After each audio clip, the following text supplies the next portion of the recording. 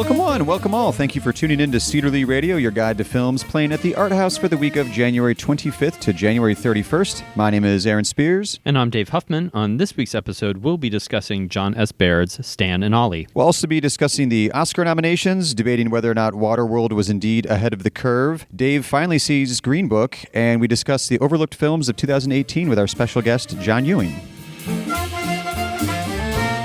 Well, we always like to start off the show with the last scene first. So, Dave, what is the last film you've seen? The last film I saw was the full, near 3-hour-long cut of Waterworld that has just recently come out on Arrow Blu-ray. It has been a Waterworld has been sort of a running kind of theme throughout my life and my best friend from college, RJ's life. So we always just have to watch Waterworld together. I didn't even know this was coming out or a thing. Yes, so it's 3 hours? It's called the Ulysses cut. Wow. And it is, it's just like 2 hours and 57 minutes or something like that, which is almost 45 minutes longer than I was going to say, yeah. And we hadn't seen it. I hadn't seen it in 20 years or whatever. But as I'm watching it, I'm just like, I don't remember that scene. And RJ's seen it a lot. And I'm like, and he couldn't even remember exactly what was and wasn't in there. There was definitely scenes that I'm like, this I don't remember at all. Is it better? We were never bored by it. Okay. We did stop. For 3 hours of Kevin Costner. We did stop halfway through for a vegan brownie break, but otherwise. Well, it's intermission. Yeah, sure. we had our own forced intermission. Yeah. But it was, Waterworld is not a terrible movie in my mind, and I think it's especially interesting as global warming has become more and more of a topic that in some ways it's just ahead of the curve. As people are actually realizing, a critical quote that was definitely missing from that poster when it came out. Waterworld is ahead of the curve, ahead of the global disaster curve. It is. It was nice to see Jean Triplehorn back, on screen. I've always had a soft spot for her, but it was, and I forgot that the little girl is the girl from Napoleon Dynamite. And so like as I'm watching it, I'm like, I'm just not remembering the plot now too. Yeah. So it's and Dennis Hopper's hilarious scenery chewing. And I didn't remember as much of the sort of like intentional comedy of his character, with his fake eye, and again maybe some of that stuff wasn't in the the original. I don't know, but there's definitely more kind of slapsticky kind of stuff. Was this like a Kevin Costner like supervised? Hoping for Criterion kind of like director's cut thing, or what was the? Well, it's Arrow put it out, so the Arrow is sort of the Criterion of genre kind of stuff. Yeah. So I think that this is that for them. Okay. It's a beautiful box set that comes with a little booklet and everything. It's very fancy looking, and if you're a Waterworld fan, the transfer does look amazing. All right, check it out. Good to know. Mm-hmm. All 3 hours of it. And make sure you have a brownie. So this is a good bookend to last week. It just worked out that way because I haven't seen a movie in a couple days. I watched the Netflix Fyre Festival documentary, Fyre the Festival that never happened. Or the best party that never happened. Best party that never happened. That did you catch up with this one? I did. Yeah, I watched them both because I wanted to see both versions. Because you had said in the previous episode how the Hulu one had the actual interview with Billy. What's his name? Billy Shyster. Billy McFarlane. Mm-hmm. And then this one, didn't. Mm-hmm. But this one, I was really surprised. Like they had so much footage of like behind the scenes planning and just really kind of warts and all. You haven't seen the Hulu one? I didn't see the Hulu one, no. It's very interesting having seen both of them now that there is not a whole lot of content overlap between the two of them. Really? There's only maybe one or two interview subjects that are in both films. Okay. And so they have different kind of behind the scenes access. This one, the Netflix one, had some of that really shady footage of him after he was released from jail and his second sort of like scam that he was doing, selling the VIP access tickets thing. Mm-hmm. So it was interesting to see the way that they've had the exact same story, made two very good films out of it. Yeah. I think that they're both worth seeing, and you can kind of binge both of them if you have a Hulu and a Netflix subscription. Ja Rule, one of the promoters and credited as I think a dubious title, hip hop mogul in the documentary, disagrees with you. He went to Twitter and was posting all kinds of things about how, it portrays it terribly, like he was taken advantage of as well. Sure. If anything can be said about the Fyre Festival, it's that Ja Rule is Ja Rule's the real victim. Yeah, here. he's the real victim. Mm-hmm. I thought it was interesting because you mentioned last week Chris Smith directed the one that's on Netflix, Right. Fyre, the festival that never happened, or whatever the subtitle is for that one. And I was trying to wonder, like, because I liked his films before. I really like American Movie. I really like Collapse. I was like, wow, how does this fit in for him? Because usually it seems like he's got a certain type of story he likes telling, where it's like somebody trying to, somebody without necessarily the talent or the intellectual skills trying to do something that I was like, wow, hey, because I didn't know the Fyre Festival story too much, and I was like, within 10 minutes, like, this is totally his kind of themes. It's what happens whenever you get someone that's the idea guy, right? That has zero kind of logistical or world knowledge, and he just thinks sheer force of will is going to happen. He's coasted through scamming things through his whole life, so he'll be able to, get through this as well. It really felt to me to be a great little metaphor for the new version of the American dream. We mentioned with like Generation Wealth a few months back when that documentary came out, how it's not just like, you want life a little bit better for your offspring than what you had. Now it's just like you need the most followers, you need to make the most money, you need to be the most trending thing ever. And that doesn't really translate to, real world results when you're trying to host a gigantic music festival on an island in the Caribbean with no infrastructure. And I don't know why some of these Instagram people have as many followers as they have, because, one beautiful picture of you on a beach in a bikini, is that so much more interesting than the other 1,000 pictures of you on the bikini on the beach. It's like, why do you want to see the exact same thing over and over chasing again? a very different dream nowadays. Very different. So at the art house this week, some of the buzz that's been going on, usually this is when we mention what the reaction was to certain movies, but this week I just want to give a really solid shout out to the almost 700 people in Cleveland who braved the weather to actually still come and watch movies, because that is a very low number for a 48-hour period of 14-ish inches of snow falling. Right. So kudos to all of you for coming out still. Anyone listening to this that isn't in the Cleveland area, we got hit. Yeah, we got hit, but not as hit badly as other places. But it was still, it was not. It was actually worse than they think they said it was going to be. A little bit, us. yeah. But it's one of those, like, it all happened when ideally it's Saturday night, people are going to the movies, and Sunday as well around here too. And very rude of Mother Nature to interrupt our very busiest inconvenient. days. Very inconvenient. But this is also the segment each week where I check in to see if you've watched Green Book yet. Aaron, I have seen Green Book. Hey, yes, and the recent Oscar nominee, Green Book. Yes, it's got I think 5 or 6 nominations this year, including Best Picture. It definitely would not be one of my Best Picture picks. It is exactly what I expected from seeing the trailer, and I had it's very well made. I think Viggo Mortensen's performance is great. Yeah, I think really that's the reason to see the movie is Viggo Mortensen.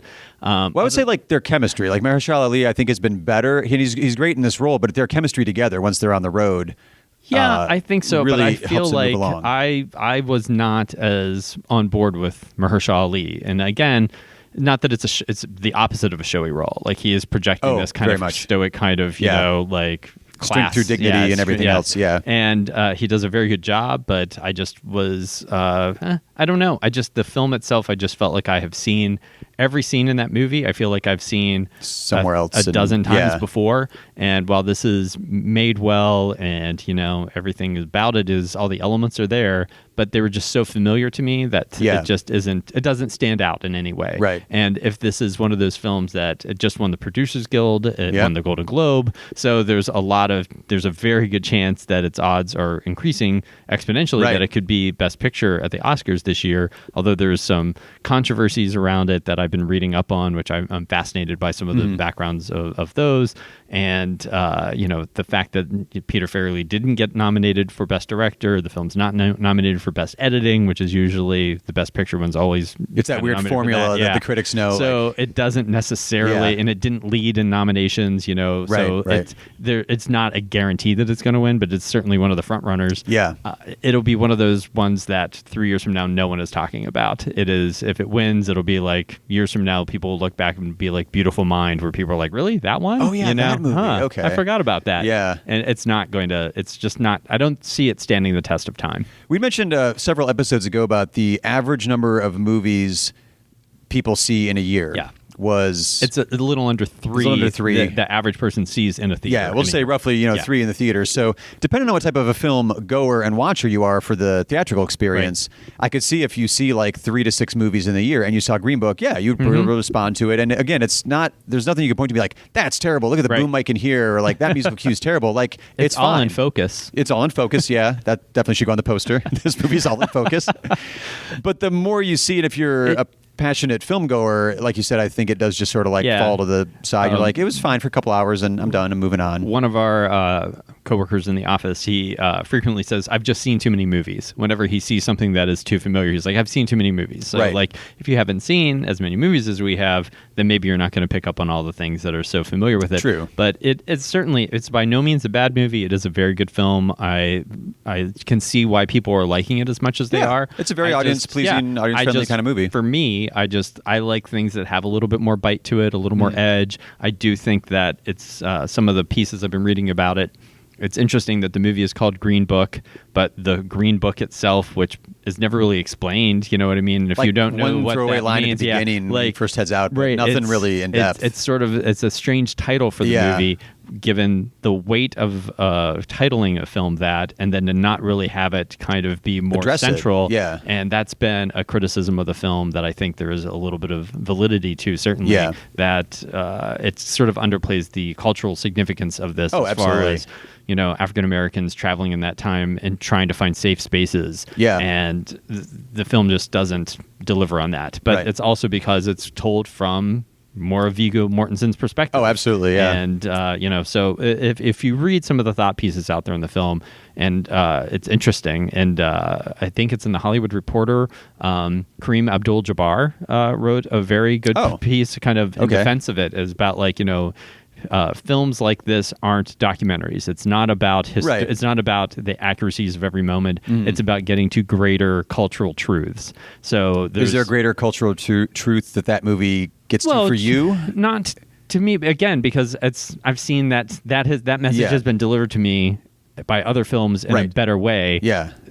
For me personally, but I can understand that people are watching the movie and it is speaking to them in those ways. So I thought it was a very interesting piece, and I was also sort of like, I didn't know that Kareem Abdul-Jabbar was a contributing, writer at the Hollywood Reporter. So that was interesting. That is a pretty good segue because the Oscar nominations were announced, and one of the standouts that I always notice when the nominations come out, we'll give you the little test here, Dave. It's like cynical or optimist, like glasses half full or half empty.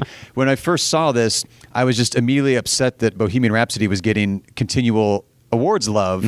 But then the deeper I looked at it, so my cynic, took over first, and then I got really optimistic because there's so much really good love for films that I did really care about. I think are really strong, specifically foreign films this year that are getting quite a bit of the spotlight, with Roma getting 10 nominations, tying the favorite for 10, but also getting Alfonso Cuarón himself, since we mentioned, endlessly on the show, promoting Roma. Best Picture, he himself is up for director, cinematography. He wrote the screenplay. Yep. The only thing he did not get an editing nomination either. So that's, again, one of those interesting things that two of the sort of front runners aren't. I'm sorry. Green Book is nominated for editing. It's Roma that is the one that isn't nominated for editing. So I misspoke about that earlier. So I was getting my little thing. So Roma, Green Book are kind of sort of the front runners right now, I think, in the Oscar race, and the fact that usually if the director isn't nominated, it's very hard for the film to win. Same thing with editing. For whatever reason, historically speaking, that's just one of those stats that kind of lines up. That feels like one of those. Both of them have one of those. If either one of them wins, they've gone against the tradition. The tradition of it. That seems like one of those sports statistics where when your football team is right near the end zone, you're like, but in the fourth quarter with only 30 seconds left, they're very statistically bad at doing this right now. I don't understand anything about football. I don't understand the thing I will say about the Oscar nominations, the things that were the most surprising were there were a couple of big snubs and then surprises, like directing. The fact that Bradley Cooper did not get a directing nomination. He was nominated by the Directors Guild, and it's basically the same group of people that nominate within their profession. And Stars Born has always been sort of one of the front runners since it debuted at the Toronto Film Festival. he didn't. He's nominated for Best Actor, but Yeah. he's not nominated for Best Director. His film Star is Born is up, but he's not for directing. But Pavel Pawlikowski kind of stole his spot for Cold War. So it could be interesting if it's one of those things where Roma ends up getting so much attention and love, but they want to give something to Cold War. Right. So maybe Alfonso Cuarón wins, maybe Roma wins Best Picture and Alfonso Cuarón wins Best Director, and then Cold War wins Best Foreign Language film. Yeah. You know what I mean? Because if Roma were to win Best Foreign Language or Best Film, Best Picture, that would be the first time ever that a foreign language film won Best Picture. True. And then it would be very Wait, strange. Life is Beautiful Did not win Best nominated Picture. though. Yeah, nominated, okay, but did not win. Yeah. So there's been films nominated but not Right. one. So it's the first time there's been one that's such a strong contender. I didn't actually have a chance to look it up, but I'm curious, since Roma's nominated for Best Foreign Language Film and Best Picture, that would definitely be history if it wins both of those categories as well. That would be the only. Like, obviously, if it's never won Best Picture, then it can't have won both of those. But. So I'll be very curious to see what happens with that, because as the voters go down through, they might be, well, I just voted for Roma for Best Picture, and Cold War is so amazing, I'm going to vote for Cold War. Or it could be, Shoplifters is also amazing. And so it's hard to say what's going to happen. It was mainly because I don't vote in the Well, Oscars. it's true too. Yeah, so it's really hard to say. So my opinion literally means nothing to any of these people. The first snub that stuck out to me was Ethan Hawke for the Best Actor category. Because we mentioned before when we were talking about our personal picks that the Best Actress category was very strong this year as far as our opinions were, and the Best Actor category not as much. Like, we weren't both very as in love with Christian Bale in Vice as the Academy seems to be, which then goes right into also Best Actress snub of, we've been saying Toni Collette the whole time. But were you expecting her to snap out of Toni Collette? snap out of it and actually get a nomination here? I mean, I'm not. Just fingers crossed. I was looking again. There's a website. I think it's like Golden Derby, one of those ones where they have like all the stats kind of put in there, and they had the top 5, which I think were the ones that ended up getting nominated. And Toni Collette was number 6, I think, on that list. Oh, of course. But if you looked at like the odds, it went from like whatever. The 5th spot was 5-1 odds that this person's going to get nominated, and then like the jump to number 6 with Toni Collette was like 69-1. You know what I mean? Like she was not going to get nominated. Not happening. So she was 6th on that list, but it was still a very long shot. Yeah. And I'm also surprised because the film just, I don't think, has been kind of managed properly for a campaign or whatever, that Nicole Kidman wasn't a stronger contender for Destroyer. Yeah. Because it is an amazing performance. Yeah. And in any other year, she would have been, but I think that it's a harder film, and it just hasn't gotten the kind of momentum or buzz behind it. She was nominated for Golden Globe, I believe, but she hasn't. It didn't translate into an Oscar nomination. So hopefully the film will still be coming here in the near future, but as of right now, we don't know. Well, both with Nicole Kidman and with Ethan Hawke, they're both people they're both actors who have previously been nominated, and so it's like it's pretty clear the Academy is aware of their work and likes them. So and they've won. It's just kind of curious. Like, I wonder how that was that just didn't end up materializing this year. But the some of the films that are coming up here to the Cedar Lee that haven't opened up yet that are nominated include Cold War, which is going to be opening up on the 1st, February 1st. Capernaum, which I believe is February 15th, which is another film for Best Foreign Language Film. And then finally, Never Look Away, which is from Germany, and that opens up on the 22nd. 22nd, yeah. Yep. And the Oscar-nominated short films, which are going to be opening here at the Cedar Lee, Capitol, and Chagrin Cinemas, as well as, I believe, our Apollo Theater on February 8th. So we'll have the live-action, documentary, and animated shorts playing at different times of day. The schedule will change, and just check our website for that. But those will be opening up on the 8th, so you have a chance to see the best short films on the big screen as well. And one other final plug, if you're one of our Marquee Rewards members, if you see any Oscar-nominated film between now and the February 24th, the day of the Oscars, you will receive 2 extra bonus points on your Marquee Rewards, and you also will be entered to win a $100 gift card. So there's more details about that on our website. And we'll be right back with the new film that is opening this week.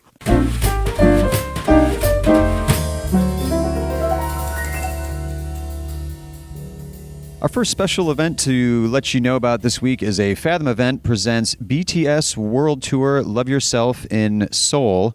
This is on Saturday the 26th at 11 a.m. and 2 p.m. BTS is a worldwide K-pop phenomenon. K-pop phenomenon. Total of 790,000 tickets selling out all of their concert venues. They did 42 venues in 12 countries.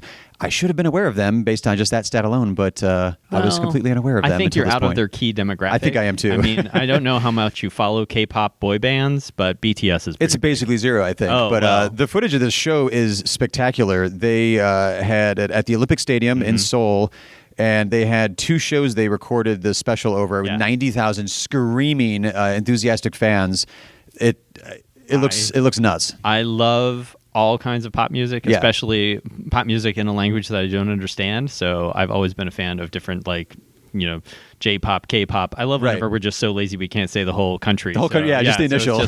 So Korean pop music, and it's BTS wouldn't be my top choice, but after what's his name, the Gangnam Style guy, like brought K-pop. Psy, after that went became an internet phenomenon, it sort of like opened up a lot of doors for K-pop appreciation. And I know there's a lot of teenage fans here in the U.S. for that. It worked because according to Variety in the United States, the shows the top selling touring acts of 2018 were Elton John and BTS. So there you go. They definitely connect with their audiences. So come on out Saturday the 26th at 11 a.m. and 2 p.m. See them on the big screen with the volume cranked up.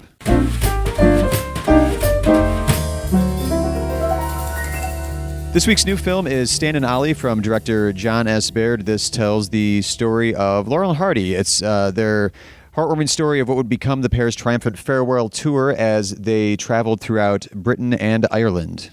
Roll sound. Roll camera. Ready, boys? Quiet, please. We're at West Scene 12, take 1.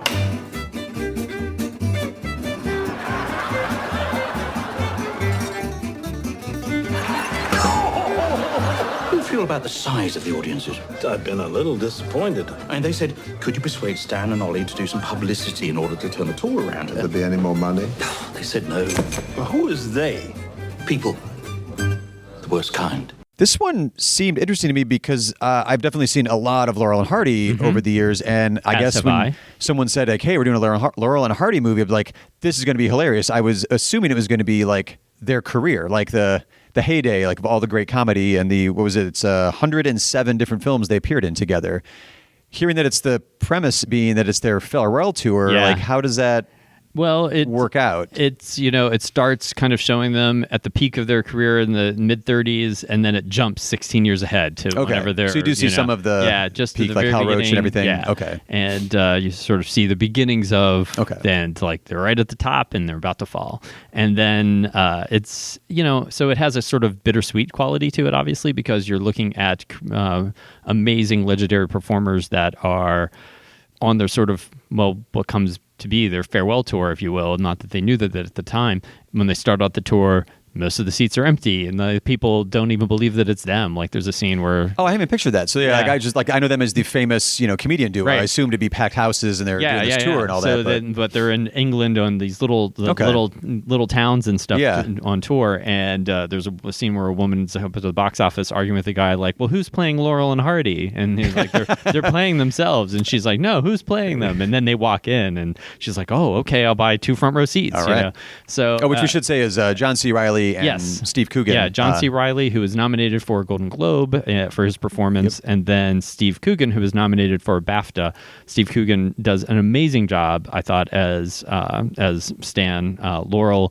And John C. Reilly as Oliver Hardy was also great, and I'm almost surprised it didn't get a makeup nomination this year for the Oscars, just because they did a really good job. It's very believable, transformation of him and all that. He didn't do the Christian Bale, like I'm going to gain 80 pounds to play. He did not, because you can't guarantee you're going to gain the weight in the jowls. Right, that's true. Yeah, you can't. You don't know if you're going to get the signature sort of like facial weight gain in the right places. But it's a very good movie. It's a really interesting look at these 2 performers that are probably not very well remembered right now by, I'm sure, many millennials out there have no idea who Laurel and Hardy are, and I would encourage them to go back and watch some of their films because they're charming and they're always just great. Like they had such standard kind of lines. If you watch, they had catchphrases before catchphrases were necessarily like a thing. Yeah. Like, this is another fine mess you've gotten me into. So you looked forward to every one of their movies to like,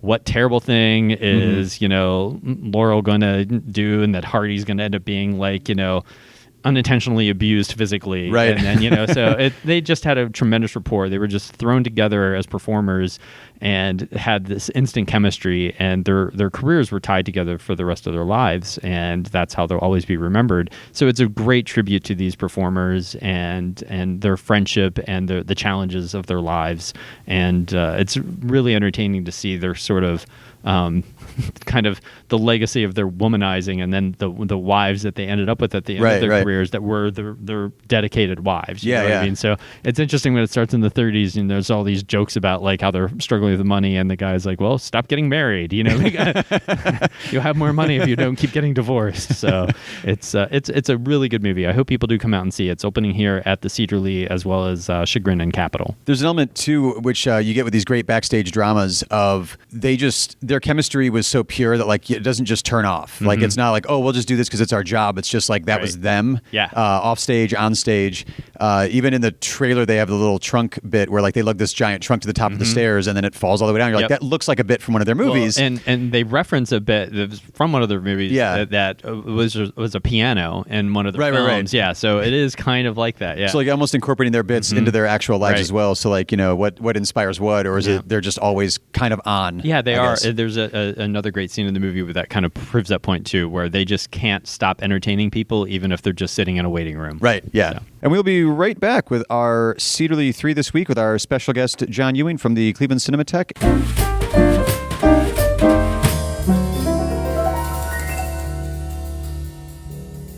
And also coming up this week, we have another Fathom event. Turner Classic Movies presents The Wizard of Oz for its 80th anniversary on the big screen, Sunday, January 27th at 2 o'clock, and Tuesday, January 29th at 7 o'clock. And The Wizard of Oz, while it's such a beloved classic now, I love looking up old reviews of movies. Wasn't always that way. It was not always. Like, it was kind of, one critic referred to it as a stinkeroo, which I love that quote.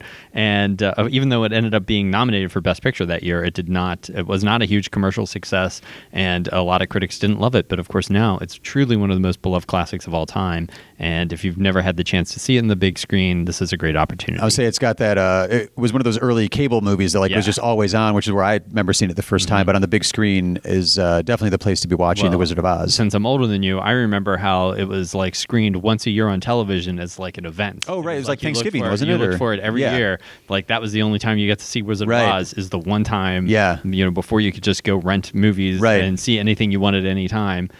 It was a special treat when you got to see Wizard of Oz. Well, now you get to see it on the big screen.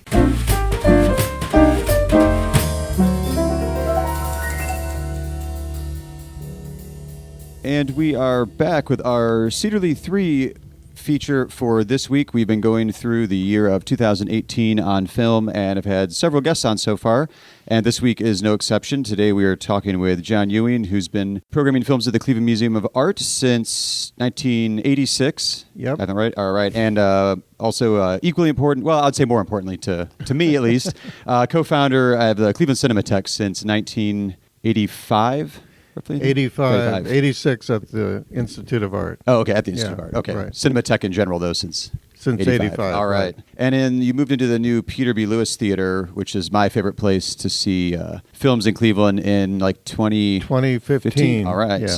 That was quick. 3.5 years, yeah. The little behind the curtains here, we record on Tuesdays, put the show out on Thursdays, so we are like 1 hour out from the Oscar nominations coming out.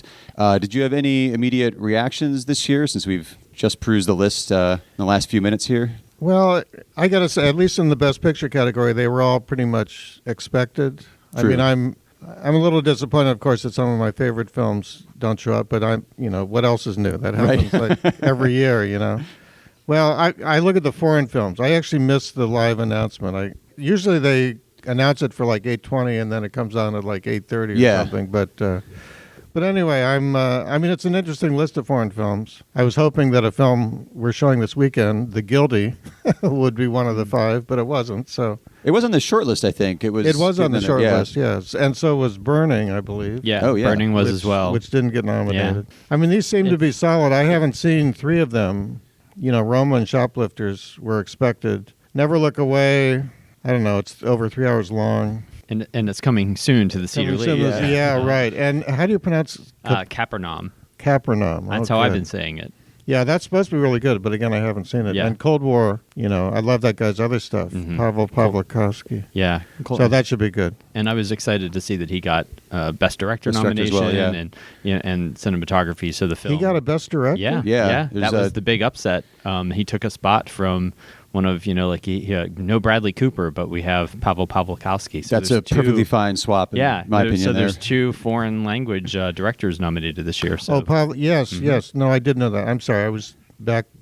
I Never Look Away. I thought, oh, wait. He didn't get it. No. Yes, right. Oh, yeah, Bradley Cooper didn't get it. No. Oh, oh well, he'll survive. There'd been a trend we've been noticing and mentioning on the podcast about it was sort of at the Art House the year of the documentary in 2018 with RBG, 3 Identical Strangers, Free Solo, and I'm already blanking. Won't You Be My Neighbor? Which Be My Neighbor. Yeah, which is, why did that not get nominated? I know. Was that was ineligible? that was eligible. It was on the short list Yeah. and everything. It just No, that one did strike me at the But time. like Hale County, which you're going to be playing, that got a nomination. And, right, I'm happy about that. So and one of Aaron's favorites, Minding the Gap. Yeah. That was so they're great films that filled those slots. So. But at least my quick look at the list this morning was, wow, it's almost the year of the foreign film now, to me, more so than the year of the documentary, with 2 directors, like we just said, getting Best Director nominations, as well as the list of foreign films that I really enjoyed this year that aren't nominated is pretty strong as well. Like, it seems like it's a really, really strong year for foreign films, but also foreign films that are connecting with audiences as well, because Right. Not that it's all based on money, but they are doing some really good box office as well. Roma is continuing to play here. It was supposed to be just 1 week only, and it's been here for well over a month. So, And Shoplifters is just over $2 million at the box office as well, which is pretty solid for a foreign film. You know, I got to say, though, as a foreign film buff, the one thing that kind of saddens me is that all of these films, they all open against each other like 2 or 3 month period. They hold them for the Oscars. Yeah.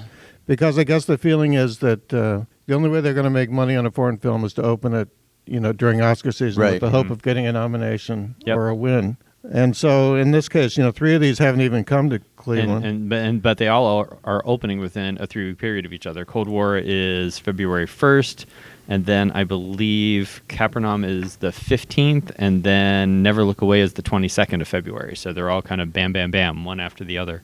Yeah, and 2 of those are Sony classics. Right. I mean, after observing this for years, I really think, I don't know, something's up with this whole system, because Sony Classics knows what's likely to be nominated. Either that, or they're great at advertising and promoting them to the voters.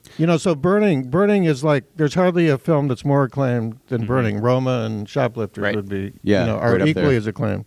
But Burning, which opened in October? Yeah, I think it was October, New Year. I mean, that's not on this list. No. So I don't know.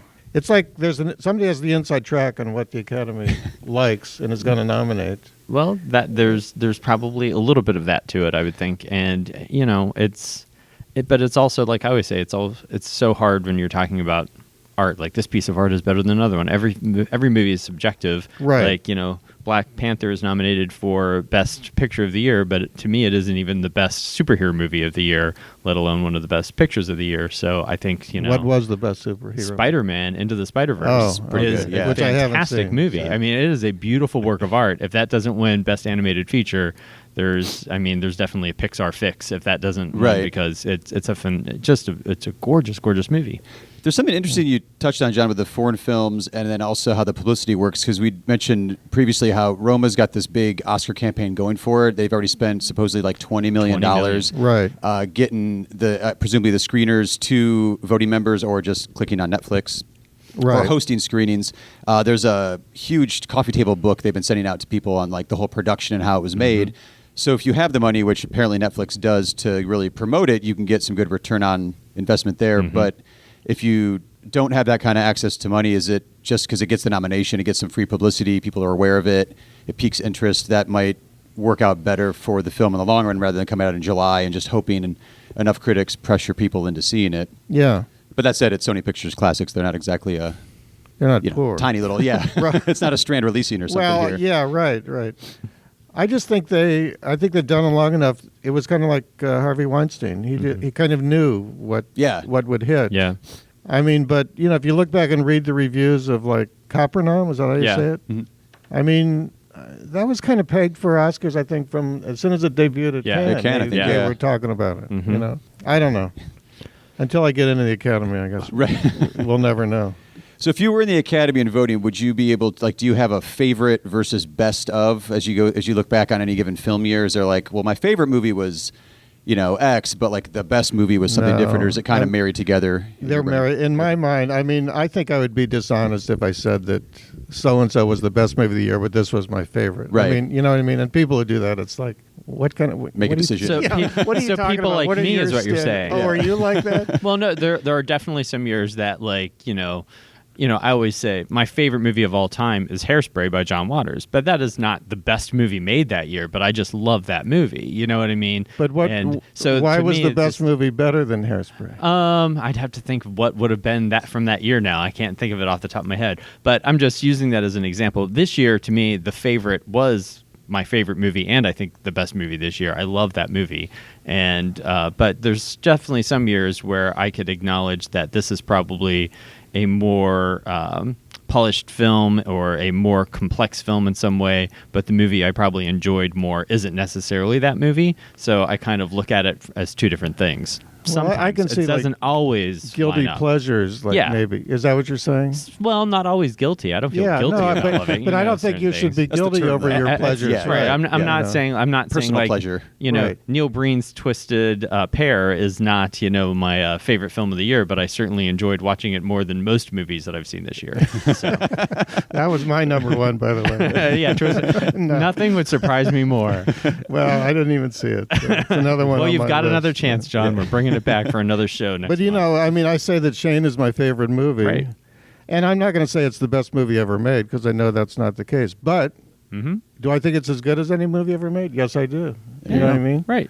I started out as a critic for a while, or I wrote reviews for many years. And the whole point of like writing reviews is like to make your case. Right. You know what I mean? You you make a statement and then you like plead your case about why you feel this way. And so I guess I think that your favorite film and the quote unquote best film should kind of dovetail as much as possible. I think most of the time they do, but just sometimes they don't.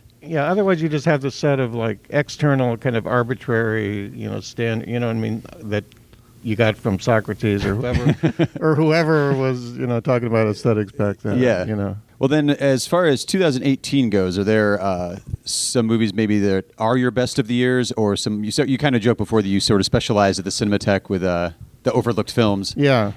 What were? Do you have three in particular from 2018 that people should be making sure they catch up with? Yeah, I mean, I have more than that, of course, but one film I really liked, and one of the things that I'll do when I see a movie, a lot of people will say, "Well, did you ever want to make a movie?" And I never really did because I don't think I have the talent to do that.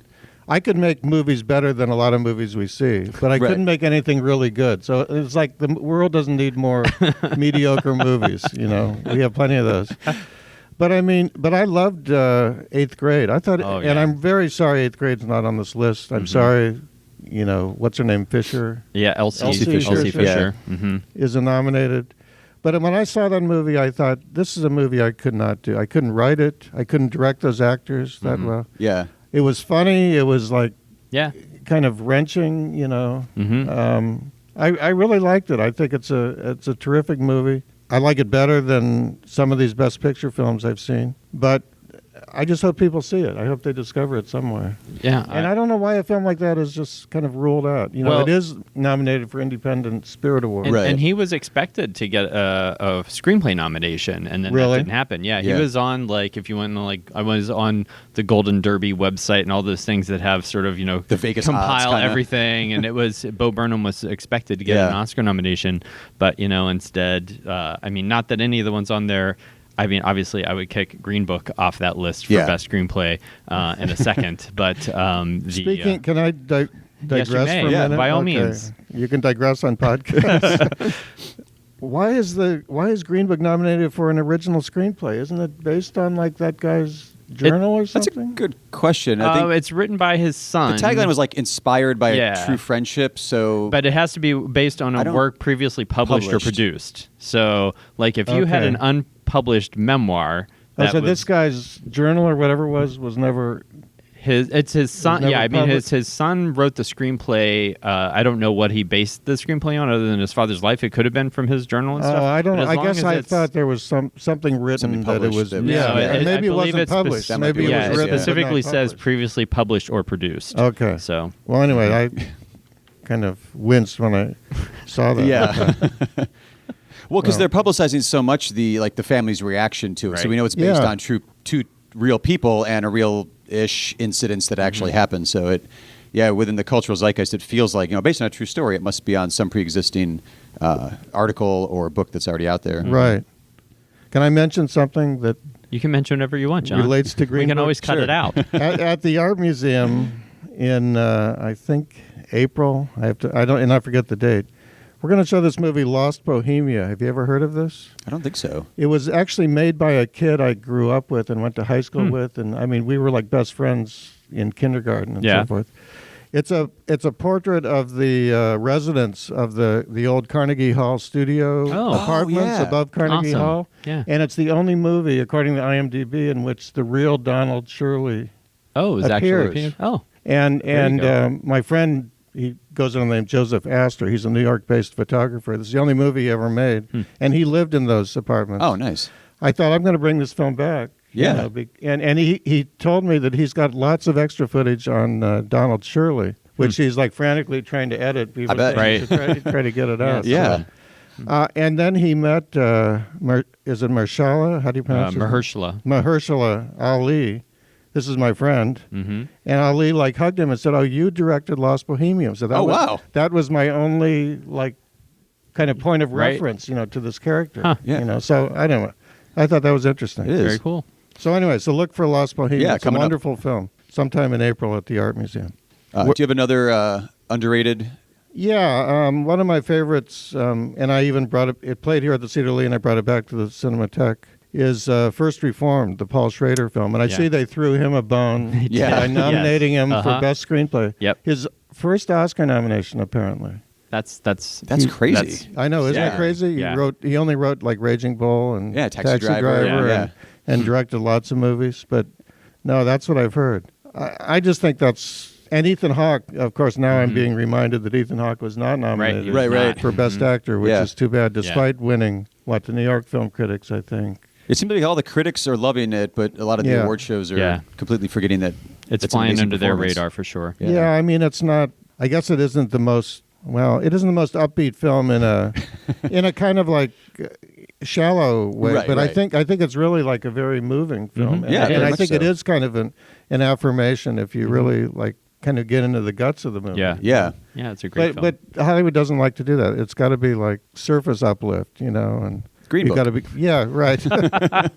It's clearly from the guy who wrote Taxi Driver. Very much, yeah. But boy, I thought it was really powerful. Yeah. And I mean, that's easily one of the best movies of the year.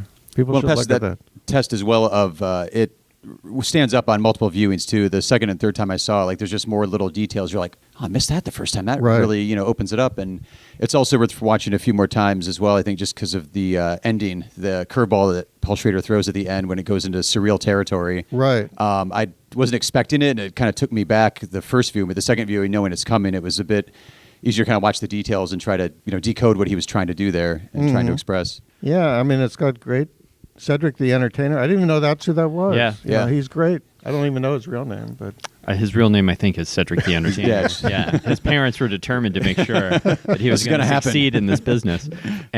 So, what is? Do you have one more kind of underappreciated film that you think people should be looking for? boy, my third one, I mean, it's very hard. There's so many. I mean, I mentioned before we started recording Thoroughbreds, which I liked a lot.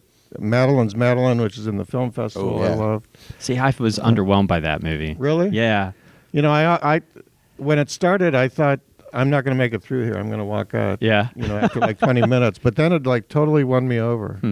Did you last through the whole thing? I did, yeah. Oh, okay. But again, you watched it at the festival with Yes. an audience on this. I watched it on a screener on my laptop, which again, I think a movie like Madeline's Madeline, I would have been more attentive to it, where Yeah, I would yeah. have had to like give it what it needed. Right, When yeah, when a movie is that kind of I don't want to call it challenging, like it's not like content challenging. Well, it's building its own world and its own Right, kind of it narrative just- structure that you have to kind of and just even sort of surrender to. It just I just didn't have I wasn't giving it the focus that it needed, and had I seen it in the theater, I might have had a different reaction to it. Well, it but- does come on strong. It kind Yeah. of assaults the audience. And I generally resist things that are like so theatrical Yeah. at first. At least Yeah. that's And- set in a theatrical And when I see world, Miranda but- July in a movie, I want kind of quirky, fun Miranda July. So I think that I was like, my expectation was like, oh, I love Miranda July. And it was like, oh, it's not the Miranda July I wanted. Right. So, but I'm sorry, off topic. But anyway, yeah. So my third choice, I mean, I really should,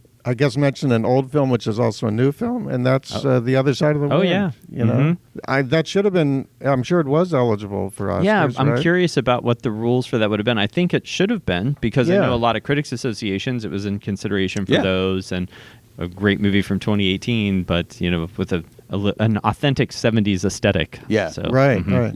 I mean, and maybe it's only for Wellesians. I don't know, but boy, if you're into Orson Welles, it's so fascinating. You know.